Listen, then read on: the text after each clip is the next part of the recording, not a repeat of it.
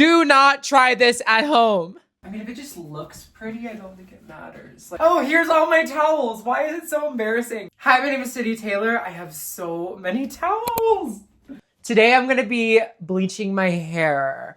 This is just what I do to upkeep my roots because they are actually kind of outrageous right now. Well, okay. This is me being a drama queen. My hair, it's growing out at such a fast rate. I don't know if I can handle it. And this is me being normal about it. So I know that basically right now I need to bleach the sides a bit more. I've been noticing that there's kind of different layers of blonde happening. So today I want to unify it more, kind of lighter all around. You can easily mess this up, so just be careful with your hair. I'll also show you about how I upkeep it. It's not that much work, it's just a little extra. Just brush your hair before anything. So I use the Clairol Professional like BW2. It's like a white bleach. I think there's a difference between white and blue. If you know more than me, then you can probably just say that down below. I already have a packet open, so I'm just gonna use that. I'm mixing everything in this pink bowl, by the way. Ooh, we love pink. Pink is actually my favorite color. I started bleaching my hair like last October. I felt like I needed an identity shift. What I used to do like a long time ago, my hair has always been kind of a big deal to me, especially just as a woman. Like a lot of our identity is in our hair. For me, I saw this pattern come up a lot when I would go through something super horrible or painful. I would always dye my hair black. As you can see, we're kind of like in the opposite area now. I think black for me came at like this time where I had to embody my complete total darkness. As I grew up, I noticed that I was letting myself dictate my eras from the outside world. If something was going wrong with my friends and I was having a bad era, if someone didn't like me, then it was like a flop. And it was like, honestly, torturous. The first time I ever dyed my hair, not as part of like an outside era, was when I started feeling this deep feeling of love for the first time. I didn't do anything crazy. Put red in my hair, and then after that, I actually dyed my eyebrows orange and did like pink streaks on the front of my hair. That was like kind of the beginning of the end. I started falling in love with colors, and it influenced a lot of my writing at the time. You know, I loved doing pink in my hair. I had pink in my hair for a little bit. Because as a child, pink was my favorite color. It connected me to things about myself that I didn't know was possible. It was feminine and light. And to me, it represented like magic. Hence the pink. That looks about right.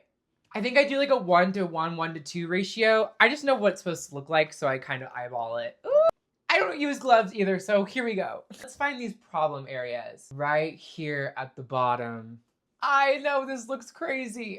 I am not a professional. I really am okay with that. In life, we often think that we can't handle things on our own, and if it doesn't look a specific way, then it's gonna be bad. But let me just say this, like, we can do things on our own. I've been dyeing my hair for a little bit, and it's taught me so much about like self-care and upkeep. When I was younger, I actually experienced a really profound depression. Never took care of myself. I never drank water. I also never brushed my teeth in high school. Ooh, I open my mouth, you can kind of see that I have food in it. I had a bagel earlier. But, you know, my teeth are really good right now. They kind of look a little yellow in this light, but who cares? I had to kind of find the effort within myself to take care of myself because really, this has been needing to be retouched, this blonde at the bottom. And so for me, what it's become is like adding things to my appearance that make me feel more beautiful is kind of the gateway. When I was like growing up and transitioning, I wanted to feel comfortable in my body. Beauty became the escape. I would watch the Glossier videos, those old Milk makeup tutorials. It would bring me back to life, especially because they were very unique people. Self-expression is such a powerful form of art. And that's what kind of led me to want to start creating content online. I've been making these skits and sharing stories about myself, like my humiliation rituals. And it's shifted my whole life. You could say that I am not specifically super famous or anywhere out there, but I know one thing. I feel amazing. I'm really proud of myself, how far I've come. From somebody that wanted to destroy themselves and could never feel love, becoming somebody that loves what I'm doing every single day. I feel like my true self a little bit. If it takes like bleaching my own hair and making it look uneven and silly, but also beautiful in its own unique way, then that's just what it's gonna be. Something else I'm scared of is branching out artistically. I love doing skits and I love writing books, but there's something in me that really wants to make music. I've been learning how for a little bit, and it has been so hard. I grew up in musical theater and I've always sang my whole life. I sing every single day, just to myself. I think it's like a big fear for me. What I'm learning is that like this fear I have is something I should lean into. When we're working with desire, we have to acknowledge that like getting more than what we have right now just requires a new level of action. When you're learning something new and you feel like so beyond you that you can't do it, it's gonna seem like it's really hard. But then you like get into a groove with it after studying and acting it out, and you're like, shit, I can do anything. Like, I know exactly who I can be. Oh, I can do things I never thought possible. So that's just all this journey is. Like, it's like the human physical journey. I know that the world is taking on so many different vibes right now, and it's really weird, but like, it's no excuse to not do what you know is true to you. The world is always going to have its problems, no matter if we become a utopian society or not. Also, if you're so, isn't this like hilarious? Also, if you're so afraid of like life not being exactly how you want it, you just have to become the exact thing that you want. And so that's what I'm working on. I'm trying to, I can say trying, you know, I'm really working on being that person now. So whatever appearance that takes is just gonna be what the hell it is. I don't need to be afraid. I can do my roots. Okay, this is actually becoming a very intense bleach, so I'm gonna kind of like cut out for a bit and then come back after it's all done. Okay, now I wait 15 minutes and then I'm gonna do my eyebrows.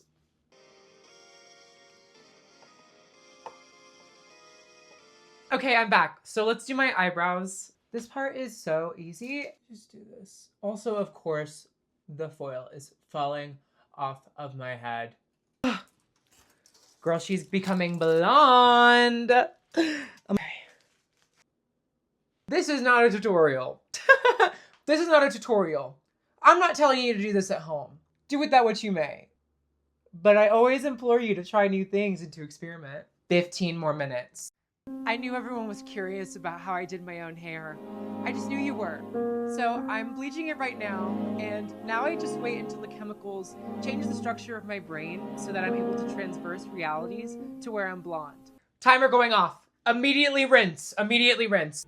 Okay, I am bleached. So now we need to immediately tone. I have this pink blush Color Charm toner. I love it so much. This stuff gives me the heebie-jeebies. I'm not gonna make you sit here and watch me put this on because I put this on like it is shampoo. So just give me like 5 seconds.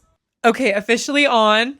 It is so pink, but this is my favorite toner. It just has this beautiful blonde to it, and it looks pink, but it cools you down. Also, I'm gonna experiment. I'm gonna leave it in a little bit longer today and see what it does. It says 30 minutes. I'm gonna do 45. Do not try this at home. I've officially left it in for like 45 minutes. Let's wash this out, shower, and then I'll show you how I take care of it. Whew, I feel like that took forever. Whew. Wet hair, texture feels really good. So in the shower, after I always do like a deep condition, I've just been using a like pink L'Oreal like bond repair conditioner, and then I mix it with like this random voluming one that I have. I have castor oil that I use, and I put that on my eyebrows. A bleach and tone. I'm also just gonna dry my hair so that you can see it. So I also always use this Olaplex bonding oil. I really want to get like the conditioner and the shampoo. That will keep it all nice. But then I just put it in my hair. Oh, how does the back look? I just put a little bit until I feel like it's even. Oh my gosh. I'm already loving this color. I have some like pink hair dye, so I feel like If there's something wrong with like these parts, like if it's too weird looking, then I will probably just put pink on it. Okay, so this is my blonde. I absolutely love when I get to redo it. Being able to do my hair as consistently as I do helps me feel so grounded, beautiful, and that I can create phases in my life that I want.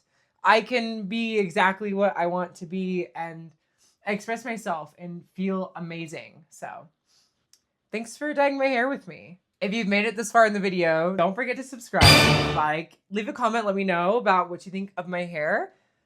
You know, you can kind of see the little different tones in it. There's still a little bit of like alternating blondes, but it adds character. I'll link my other socials because I know that people really like my skits, so more to come, obviously.